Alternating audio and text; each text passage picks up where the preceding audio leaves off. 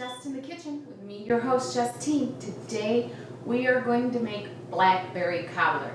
There are as many cobbler recipes as there are blackberries. So mine is so easy. It's something that's been in my family. I didn't know that there were other cobbler recipes. I had a very provincial and tight family, so we only ate our recipes. But there's with pie crust, there's all kinds of cobblers. This is with the batter. Very, very easy, very buttery, and very good. Let's get to the ingredients. I have blackberries, and I put sugar in these, and I macerated them, which means just basically stirring them, letting the juices get in there. I don't know if you can see the juice, but it's right there. I have vanilla, I have turbinado sugar for the top, regular sugar to mix in, milk, Bisquick, yes, Bisquick. I mean, you could do flour, self-rising flour, but I like Bisquick. And then butter. That's it. First, we're going to pour in our butter. And what's going to happen is the butter is going to go up on the top and the crust will get, buttery.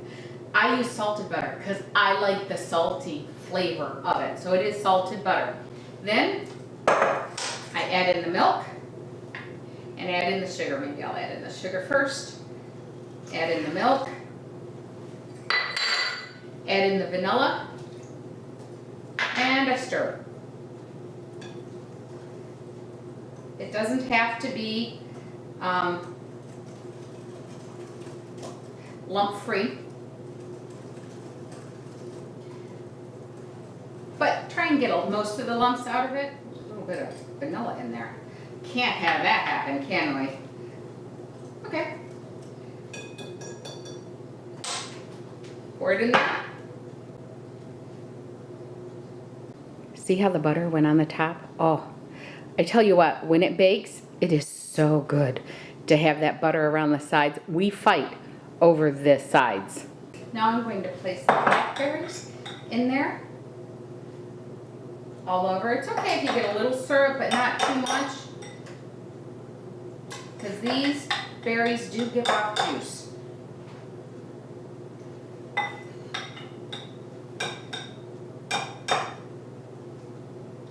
And I'm going to tell you, the juice that's down at the bottom is good for lemonade, it's good for your teas.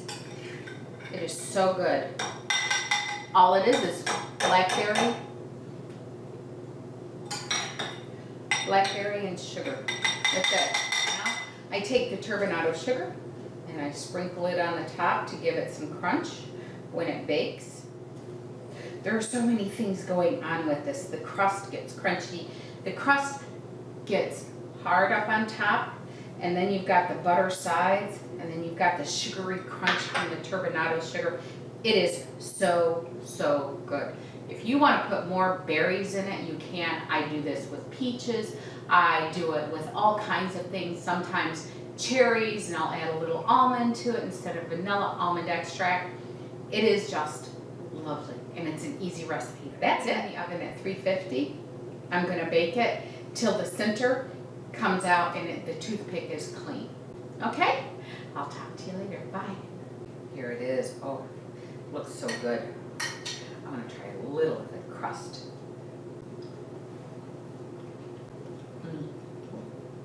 Buttery, crunchy, cakey, which is different than the other that you get.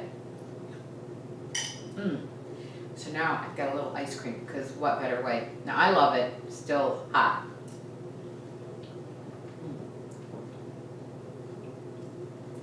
Wow. I'm at a loss for words. You get the buttery, the salty, the crispy. You get the berries. Now, on the berries, if they're sweeter, add less sugar. If they're very sweet and very juicy, you're going to add less. But either way, it's just going to be delicious. Oh my goodness. There's still a little bit, you don't want too much sugar because you don't want to take over and not be able to taste the berries. So for this recipe and more, The cake's so tender. For this recipe and more, go to www.justinthekitchen.com. I'll have the recipe, the measurements, and everything on there. And remember, go over to YouTube, subscribe. There's a little button down the bottom. And make sure you click it, and then click the bell right next to the word subscribe. All right, I thank you very much, and you have a great day. Bye.